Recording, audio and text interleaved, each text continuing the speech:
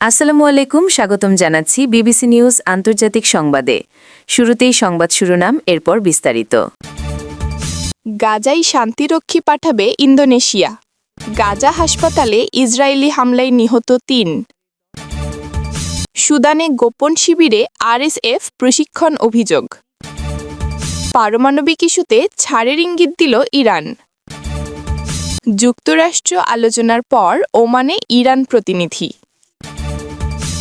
এখন পর্যন্ত আপনারা শুনছিলেন আজকের আন্তর্জাতিক সংবাদ শিরোনাম।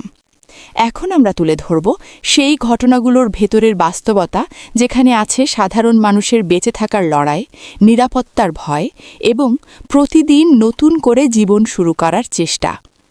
আপনি যদি বিশ্বের নির্যাতিত ও অসহায় মানুষের কণ্ঠ শোনার মতো সংবাদ দেখতে চান, যদি মনে করেন মানবতা, ন্যায় এবং সত্যের খবর সবার কাছে পৌঁছানো দরকার, তাহলে চ্যানেলটি সাবস্ক্রাইব করে আমাদের সঙ্গে থাকুন।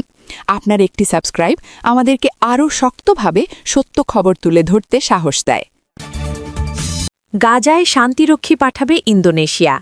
ইন্দোনেশিয়া সরকার গাজা উপত্যকায় শান্তিরক্ষী বাহিনী পাঠানোর সিদ্ধান্তের কথা আনুষ্ঠানিকভাবে জানিয়েছে।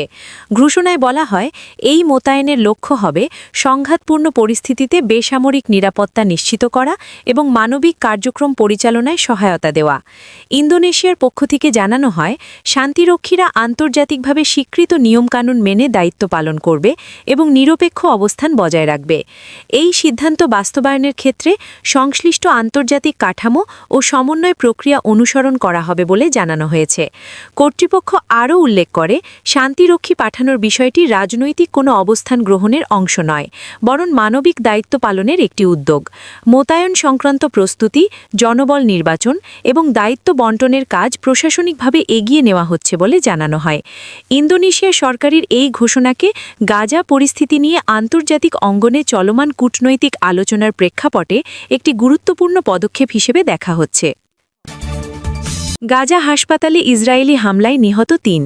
গাজা উপত্যকার একটি হাসপাতালে ইসরায়েলি হামলায় ৩ জন নিহত হওয়ার তথ্য নিশ্চিত করা হয়েছে। সংশ্লিষ্ট কর্তৃপক্ষ জানায়, হামলার সময় হাসপাতাল এলাকায় চিকিৎসা কার্যক্রম চলছিল এবং সেখানে বেসামরিক উপস্থিতি ছিল।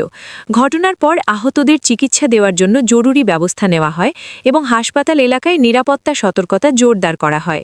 প্রশাসনিক সূত্রে বলা হয়, হাসপাতালটি চিকিৎসা সেবার জন্য ব্যবহৃত হচ্ছিল এবং হামলার ঘটনায় অবকাঠামোগত ক্ষয়ক্ষতির তথ্য সংগ্রহ করা হচ্ছে।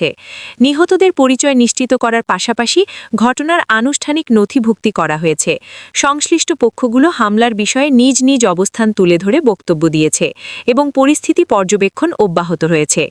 এই ঘটনার প্রেক্ষিতে গাজায় স্বাস্থ্যসেবা কার্যক্রম পরিচালনার নিরাপত্তা নিয়ে নতুন করে উদ্বেগ দেখা দিয়েছে বলে সংশ্লিষ্ট কর্মকর্তারা জানিয়েছেন।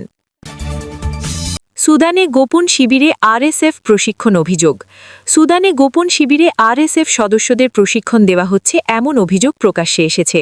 অভিযোগ অনুযায়ী নির্দিষ্ট এলাকায় গোপনে প্রশিক্ষণ কার্যক্রম পরিচালিত হচ্ছে এবং বিষয়টি নিয়ে সংশ্লিষ্ট কর্তৃপক্ষ নজরদারি করছে।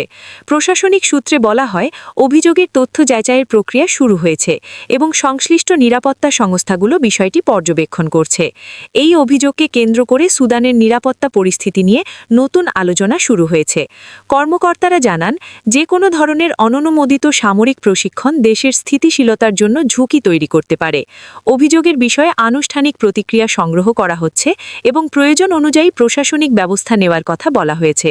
পরিস্থিতি ঘিরে আন্তর্জাতিক পর্যবেক্ষকদের দৃষ্টি রয়েছে এবং তথ্যের সত্যতা নির্ধারণে নিরপেক্ষ যাচাইয়ের উপর গুরুত্ব দেওয়া হচ্ছে। পারমাণবিক ইস্যুতে ছাড়ের ইঙ্গিত দিল ইরান। পারমাণবিক ইস্যুতে ইরান ছাড়ের ইঙ্গিত দিয়েছে বলে সরকারি পর্যায়ের বক্তব্যে উল্লেখ করা হয়েছে। ইরানের পক্ষ থেকে জানানো হয়, আলোচনার ক্ষেত্রে কিছু বিষয়ে নমনীয়তা বিবেচনায় নেওয়া হতে পারে, তবে তা নির্দিষ্ট কাঠামোর মধ্যেই সীমাবদ্ধ থাকবে। কর্মকর্তারা বলেন, যে কোনো ছাড় পারস্পরিক সম্মান ও দায়বদ্ধতার ভিত্তিতে হতে হবে। এই ইঙ্গিতকে চলমান কূটনৈতিক আলোচনার অংশ হিসেবে ব্যাখ্যা করা হচ্ছে।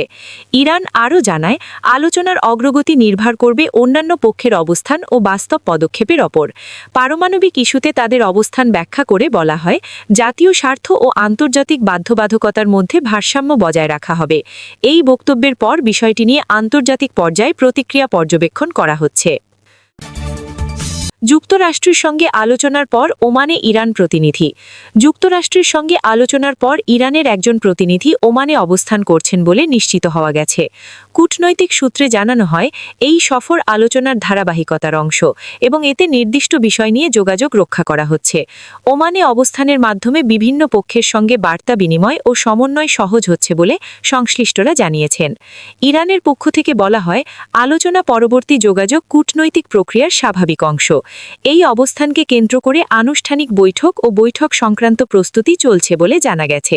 কর্মকর্তারা জানান, আলোচনার বিষয়বস্তু ও অগ্রগতি সম্পর্কে নির্ধারিত চ্যানেলের মাধ্যমে তথ্য জানানো হবে। ওমানে ইরান প্রতিনিধির উপস্থিতিকে চলমান কূটনৈতিক তৎপরতার একটি গুরুত্বপূর্ণ ধাপ হিসেবে দেখা হচ্ছে।